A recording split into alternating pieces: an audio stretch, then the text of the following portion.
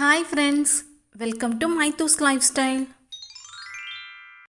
இன்னைக்கு நம்ம சிம்பிளான டேஸ்டியான மசால் பொரி எப்படி பண்ணுறதுன்னு பார்க்கலாம். அதுக்கு ஒரு பவுலில் பொடியாக நறுக்கிய வெங்காயம், கிரேட் பண்ண கேரட்,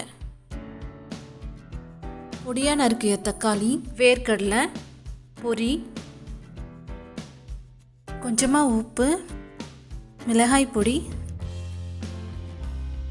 தேங்காய் எண்ணெய், கொத்தமல்லி கொஞ்சம் தூவி நல்லா மிக்ஸ் பண்ணிக்கலாம். இதே மாதிரி எல்லா இன்க்ரீடியன்ஸும் சேர்த்ததுக்கப்புறம் தான் பொரி சேர்க்கணுங்க, இல்லைன்னா கிறிஸ்பியாகவே இருக்காது.